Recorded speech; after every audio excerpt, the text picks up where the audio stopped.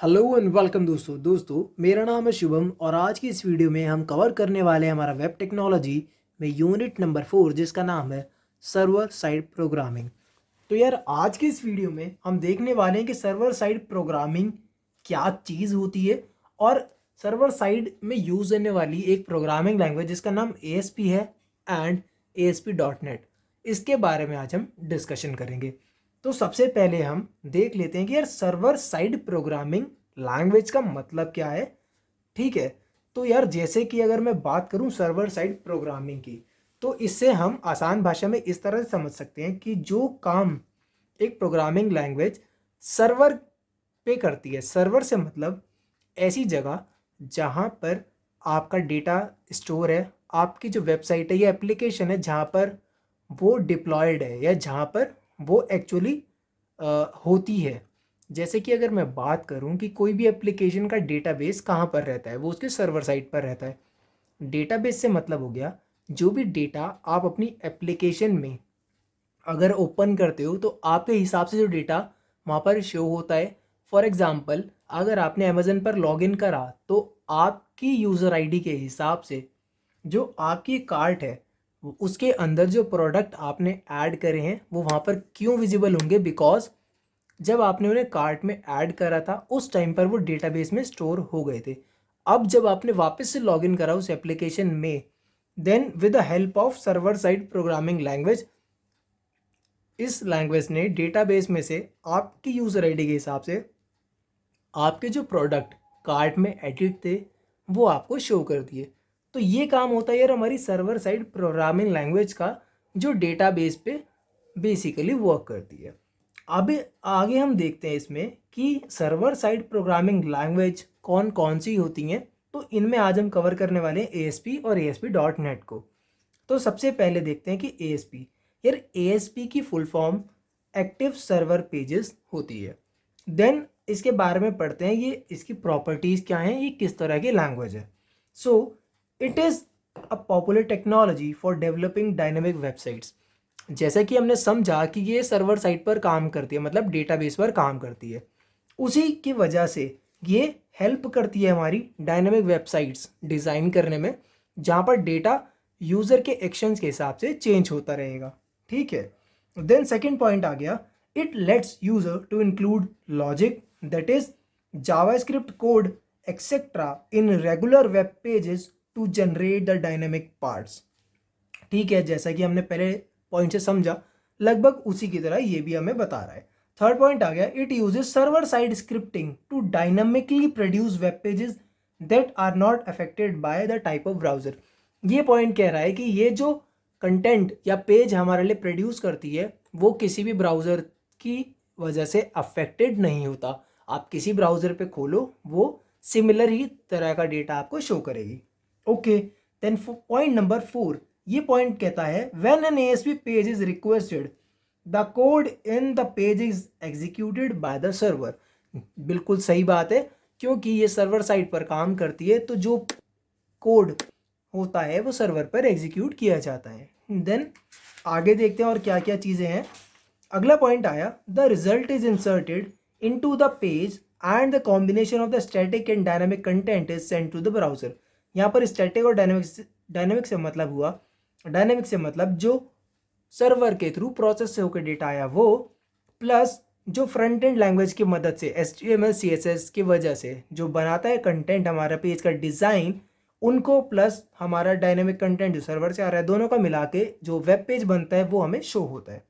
Then the last point is ASP pages have the extension .ASP। तो जो ASP page होते हैं उनका एक्सटेंशन होता है .ASP। आगे देखते हैं इस ASP लैंग्वेज का एडवांटेजेस क्या क्या हैं। पहला एडवांटेज है, it provides 3 tier architecture. Second one is provide easy way to deploy the new applications and maintenance भी इसमें ईजी रहता है। Then compatible with around 55 languages, ये काफ़ी कंपैटिबल लैंग्वेज है। देन कंसिस्टेंट प्रोग्रामिंग मॉडल, इसका प्रोग्रामिंग मॉडल भी काफ़ी कंसिस्टेंट है, रिलायबल है। Then fifth point, direct support for security, security का सपोर्ट है इसमें। रैपिड डेवलपमेंट हो जाता है इसमें वेब एप्लीकेशंस का। Then easy to learn and install, इसको समझना आसान है, इंस्टॉल करना आसान है। देन डिसएडवांटेज हैं कुछ ASP की, देन वो पढ़ लेते हैं क्या क्या है। Interpreted and loosely typed code, इसमें जो कोड है वो इंटरप्रेट किया जाता है, इस वजह से ये इसका डिसएडवांटेज है और लूजली टाइप कोड होता है। देन मिक्स लेआउट, क्योंकि यहाँ पर HTML और स्क्रिप्टिंग कोड एक साथ में यूज़ होता है तो इसकी वजह से मिक्स लेआउट है, इसको एक आप डिसएडवांटेज बोल सकते हो इसका। Then limited development and debugging tools, इसमें आपके पास डिबगिंग टूल्स और डेवलपमेंट काफ़ी लिमिटेड रहता है scope. Then no real estate management, real estate management नहीं है इस लैंग्वेज में। Then update files only when the server is down, यहाँ पर फाइल्स तभी अपडेट होती हैं जब इसमें सर्वर डाउन होता है। देन ऑब्सक्योर कॉन्फ़िगरेशन सेटिंग्स, तो कॉन्फ़िगरेशन सेटिंग्स में भी दिक्कत आती है इस लैंग्वेज में। देन कुछ डिफरेंसेस पढ़ेंगे हम ASP के बीच में और ASP.NET के बीच में, because they both are not similar. तो ASP के पहला पॉइंट आया कि it is related to the process isolation settings in IIS, ये प्रोसेस आइसोलेशन सेटिंग्स से रिलेटेड है IIS में। बट जो हमारी ASP.NET है, the process model in this is unrelated to the process isolation settings in IIS, ठीक है। Second point है, in classical ASP had no mechanism for running itself on non-Microsoft technology platforms like Apache Web Server। जो हमारी पहले ASP है उसको आप non Microsoft platform पे रन नहीं कर सकते। फॉर एग्जांपल आप अपाचे वेब सर्वर पर इसे रन नहीं कर सकते, ठीक है, जो एप्लीकेशन ASP में बनी होगी। बट यार जो ASP.NET में बनी हुई है ना, can run on non Microsoft platforms also, ये नॉन माइक्रोसॉफ्ट प्लेटफॉर्म पे भी आप रन कर सकते हो ASP.NET वाली एप्लीकेशंस को। Then Cassini is a sample web browser produced by Microsoft, जो कैसाइनी है वो एक सैम्पल वेब ब्राउजर है, web server produced by Microsoft which among other projects has been used to host ASP.NET with Apache। Then next point है, in ASP only 2 languages were available for scripting, जो ASP है इसमें सिर्फ 2 language available थी scripting करने के लिए, जो कि VB स्क्रिप्ट है और J स्क्रिप्ट या फिर जावा स्क्रिप्ट, ठीक है। बट यार ASP.NET में any fully compliant .NET language, जो भी फुल्ली कंप्लाइंट .NET के साथ रहती है ना, can now B use with ASP.NET including, जैसे कि आप C# का भी यूज़ कर सकते हैं एंड VB.NET का भी यूज़ कर सकते हैं। और क्या डिफरेंस है देखते हैं आगे। फोर्थ पॉइंट है, ASP engine executes server side code, जो हमारा ASP का इंजन है ना, ASP इंजन, ये सर्वर साइड कोड एग्जीक्यूट करता है which is always through an interpreter, वो हमेशा एक इंटरप्रेटर के थ्रू ही जाता है। बट जो ASP.NET का अगर हम केस लेते हैं तो वहाँ पर ASP.NET pages are always compiled, वहाँ पर कंपाइलेशन होता है बट यहाँ पर इंटरप्रिटेशन होता है, into .NET classes housed with the assemblies. अगला पॉइंट है यार, ASP में it is very difficult for us to debug the application, अगर एप्लीकेशन में बग आ जाता है तो उसको डिबग करना यहाँ पर काफ़ी टाइम टेकिंग प्रोसेस हो जाता है, तो डेवलपर्स को काफ़ी टाइम लगता है इस एप्लीकेशन को मतलब डिबग करने में। बट यार ASP.NET में in addition to improved performance over the interpreted model, जैसे कि यहाँ पर इंटरप्रिटेशन की जगह कंपाइलेशन आ गया, उसी के साथ ही साथ pages that are compiled into classes can be debugged using the same debugging tools available to the desktop application और द कंपोनेंट डेवलपर्स। तो यहाँ पर डिबगिंग भी आसान है in the case of ASP.NET और यहाँ कंपाइलेशन भी होता है।